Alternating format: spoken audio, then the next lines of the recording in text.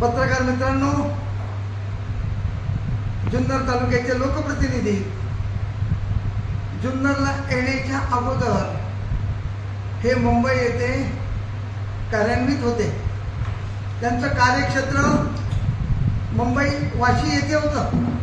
वाशीमध्ये ते काय करायचे? फ्रूट मार्केटमध्ये दलाली. माझेही सासरे दलाल होते.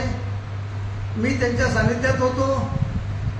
शेतकऱ्याचा माल मार्केटला जायचा.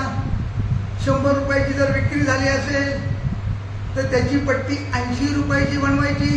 म्हणजे 100 रुपये ते 20 रुपये बाजूला ठेवायचे.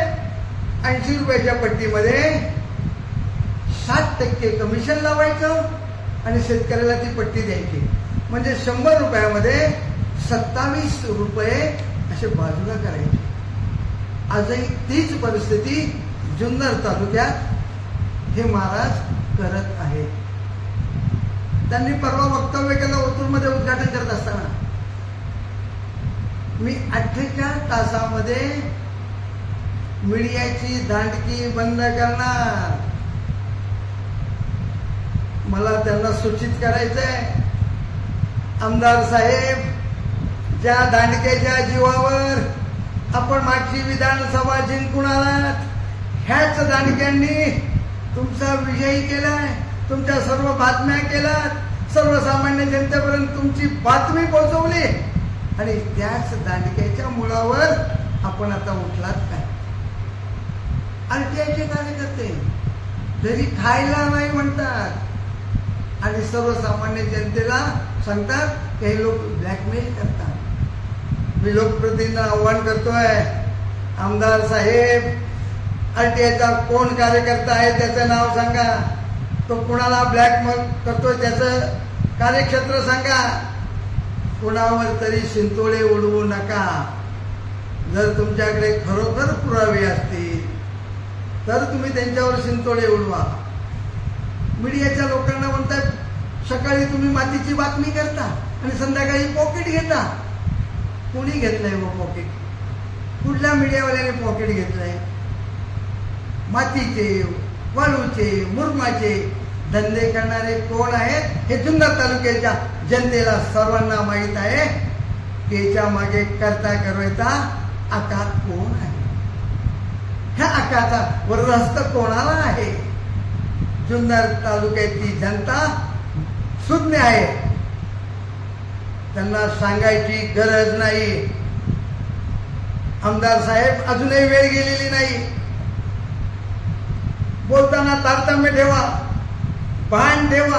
कुणावर शिंतोडे उडवताना विचार करा. आपण एक काचेच्या घरात राहताय, काचेच्या घरात राहून दगडी मारू नका. तो दगड तुम्हाला आज ना उद्या गुमऱ्या करील. मग त्यावेळी तुम्हाला आठवण येईल आपण करतोय काय.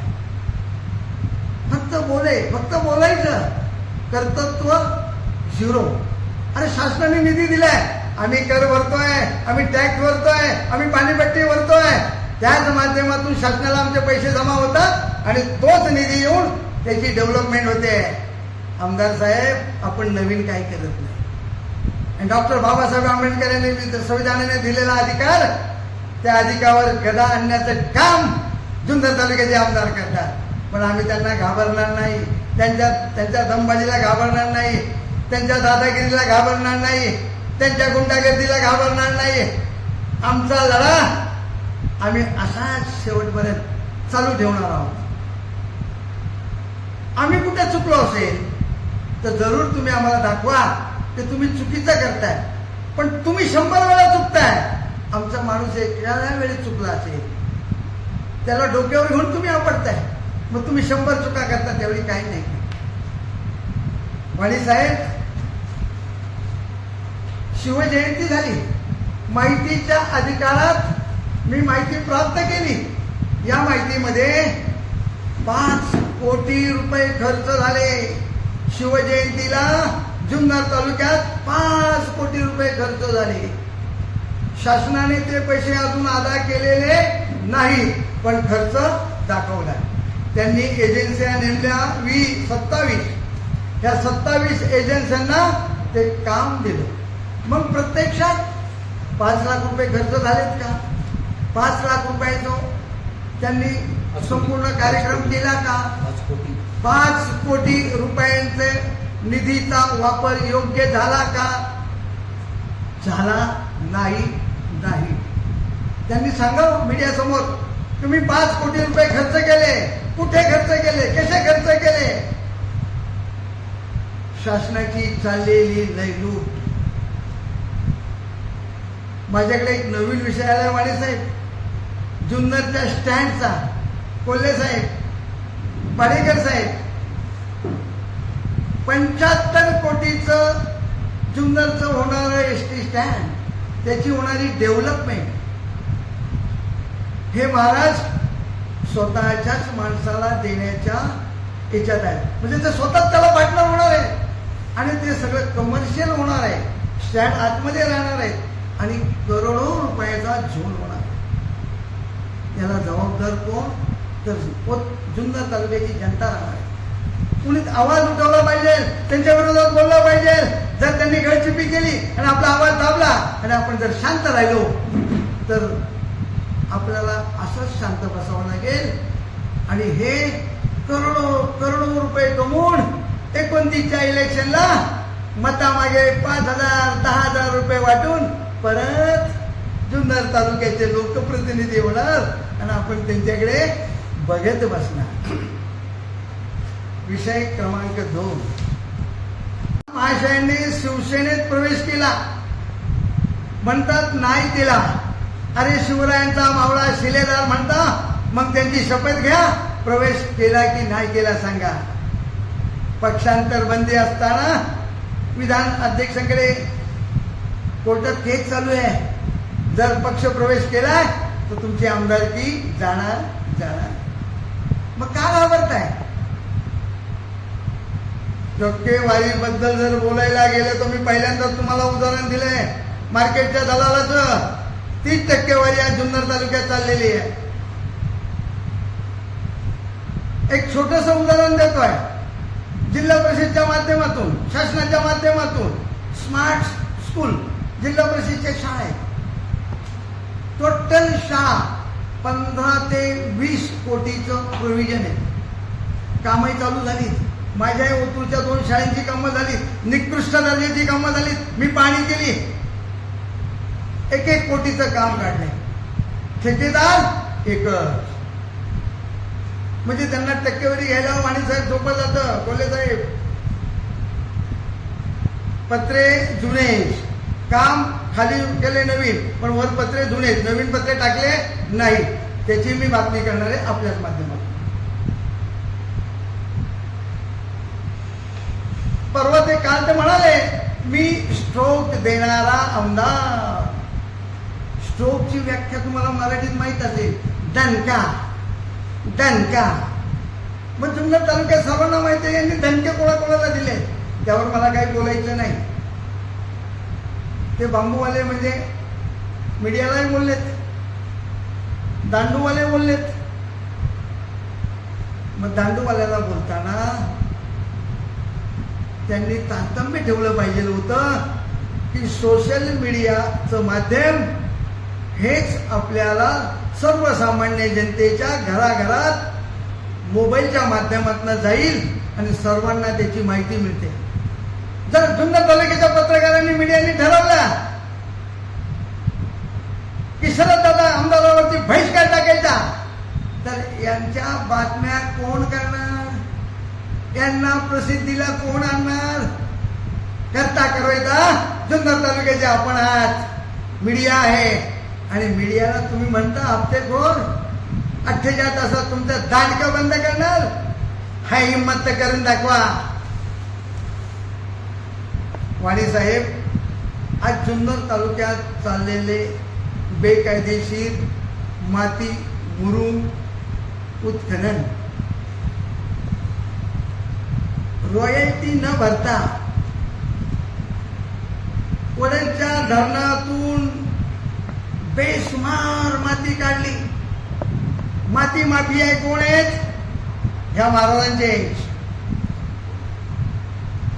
माती काढत असताना हे महाराज परवा म्हणाले की माझे कार्यकर्ते दिनदुबळे आहेत.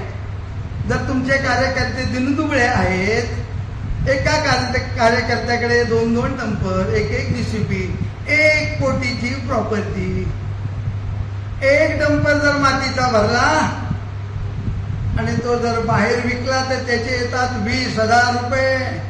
डंपर भरण्याला खर्च येतो 4,000 रुपये. त्याचे शिल्लक राहतात 16,000 रुपये.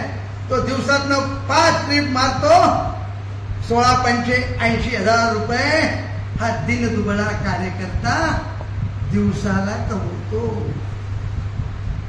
आणि RTIचे कार्यकर्ते, त्यांना खायला अन्न नाही. आणि ही मीडियाची दांडकी बंद करणार आणि माझ्या कार्यकर्त्यांना मी करोडोपती करणार, असे हे जुन्नर तालुक्याचे आमदार.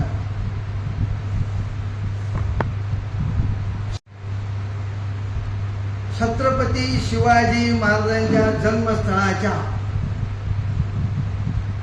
संरक्षण भिंतीपासून 300 मीटरच्या आत झालेली बेकायदेशीर बांधकामे याला जबाबदार जुन्नर तालुक्याचे आमदारच. शिवजयंती तुम्ही फेब्रुवारी साजरी केली, तुम्हाला दिसली नाही का? तुम्हाला माहित नाही का मयुरेट डेव्हलपर कोण आहे, याचे पार्टनर कोण आहेत? आणि मग 7-7 माळ्याचे टावर झालेत. गड संपूर्ण झाकून गेलाय. खालून जर पाहिलं तर शिवनेरी किल्ला आपल्याला दिसत नाही. गडाची अवस्था वाईट झालेली आहे. याला कारणीभूत जुन्नर तालुक्याचे आमदार. आज 45 दिवस झालेत वाणी साहेब, पाटेकर साहेब, कोल्हे साहेब, पण याच्यावर आमदार साहेब एकही शब्द बोलायला मागत नाही. का बोलत नाही? मयुरेट डेव्हलपरवर तुमचे लागे बांधे आहेत का? ज्यांच्या समोर येऊ द्या, दूध का दूध आणि पाणी का पाणी होऊ द्या, की माझे काही संबंध नाही. शिवनेरी किल्ल्याला झालेल्या अतिक्रमणे आम्ही काढणार, 7 माळ्याचे टावर आम्ही पाडणार. करा घोषणा. तुम्ही खरोखर शिवभक्त असाल, छत्रपती शिवाजी महाराजांचं प्रत्येक गोष्टीत तुम्ही सुरुवातीलाच नाव घेता शिवभक्त म्हणून, मग शिवनेरी किल्ल्याच्या पायथ्याशी झालेली अतिक्रमणे तुम्हाला दिसून येत नाहीत का? त्यांना पाठीशी घालताय. तुम्हाला ह्या विषयी आता बोलावंच लागेल. हा विषय संवेदनशील आहे. जर तुम्ही बोलला नाही, ह्या विषयावर बोलले नाही, तुम्ही आदरणीय राजसाहेब ठाकरेंकडे हा विषय घेऊन जाणार आहे आणि साहेबांना विनंती करणार आहे की साहेब, जुन्नर तालुक्यात शिवनेरी गडाच्या पायथ्याशी झालेली अतिक्रमणे काढलीच पाहिजेत. युनेस्कोने मानांकन दिले. पुणे महाराष्ट्रातील 11 गड किल्ल्यांना मानांकन मिळाले वाणी साहेब. त्या शिवनेरी किल्ल्याला सुद्धा मानांकन आहे. मग ते मानांकन आपल्याला घालवायचंय का? मग अनौपचारिक बांधकामं काढायची नाहीत का? हा प्रश्न माझा जुन्नर तालुक्याच्या आमदारांना आहे. आमदार साहेब, आता ही सुरुवात आहे. अभी तो पिक्चर बाकी है, अभी तो 3 साल है पीछे. तुम्ही आणि मी आपले कलगीतुरे सुरू राहणार. तुम्ही माझ्यावर खोटे गुन्हे दाखल करा, तानाजी तांबे घाबरणार नाही. तुम्ही म्हणाला मीडियाच्या माध्यमातून माझ्या कार्यकर्त्यांनी जर तुमची गचुंडी धरली, तुम्हाला मारलं, तर तुमच्या पाठीशी कोण आहे? अरे माझ्या पाठीशी हे माझे 2 वाघ आहेत. हे वाघ माझ्या पाठीशी आहेत. तानाजी तांबे घाबरत नाही. आजही त्यांना आव्हान करतोय, तुमच्यात हिंमत असेल तो पाठवा कार्यकर्ते, तानाजी तांब्याला हात लावून दाखवा. मी कुठे येऊ ते सांगा. त्या पोकळ धमक्या देऊ नका. आळीच्या टावरमध्ये 3 कोटी खाल्ले म्हणून आम्ही बोललो. कुणी खाल्ले? सर्वसामान्य शेतकऱ्याचे पैसे कोणाच्या घशात गेले हे विचारलं असता त्यांनी मला फोनवर, तुझी अवकात काय, तुझी लायकी काय, किती बोलतोय, हे चौकात. मग साहेब, वाणी साहेब, पाडेकर साहेब, कोल्हे साहेब, माझाही बॅलन्स घसरला. मी म्हटलं येतो, मी कुठे येऊ चौकात सांगा, माझ्या तर हिंमत आहे. तुम्ही जर 3 कोटी खाल्ले नाही टावरचे, तर तुम्हाला मिरची झोंबली का झोंबली मिरची? त्यावर ते शांत झाले. वाणी साहेब, बरंच काही बोलावं असं वाटतंय. केंद्र शासनाच्या माध्यमातून चाललेल्या निधीचा अपहार हा सुद्धा मी माहितीच्या अधिकारात काढला, त्यांच्या तक्रारी केल्या, त्या सुद्धा त्यांचेच कार्यकर्ते. कुणाचे कार्यकर्ते आहेत? शरद दादाचेच कार्यकर्ते. मग तानाजी तांबेला बदनाम कसं करायचं, तानाजी तांबेला टार्गेट कसं करायचं, RTIच्या माध्यमातून तानाजी तांबेला घरी कसं बसवायचं हा प्रयत्न चाललाय आमदार शरद दादा सोनवणे. पण हा 71 वर्षाचा श्रीराम मामा कोणाला घाबरणार नाही,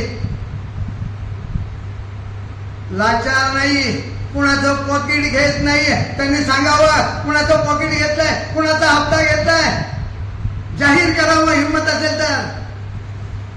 मला 5 एकर जमीन आहे, त्या 5 एकर जमीन मध्ये माझं कुटुंब, मी, माझा मुलगा, माझी सून आम्ही आमची उपजीविका करतो. आमदार साहेब तुमची प्रॉपर्टी डिक्लेअर करा. मागच्या 5 वर्षाची तुमची प्रॉपर्टी काय होती आणि आताची प्रॉपर्टी काय आहे ती सुद्धा आम्ही काढून ठेवली RTIच्या माध्यमातून. कोण होतास तू, काय झालास तू, आम्हाला बोलायला लावू नका, बरंच काही बोलायचं अजून, ही आता तर सुरुवात आहे. पत्रकार मित्रांनो, तुम्ही माझ्या शब्दाला, विनंतीला मान देऊन आपण आलात त्याबद्दल मी तुमचे सर्वांचं ऋण व्यक्त करतो. आणि तुम्ही असेच मीडियाच्या माध्यमातून आवाज उठवा. ज्या ज्या वेळेला तुम्हाला माझी सामाजिक कार्यकर्ता तानाजी तांबेची गरज लागेल, तुमच्या पाठीशी तानाजी तांबे सदैव 24 तास उभा राहील. नमस्कार. निषेध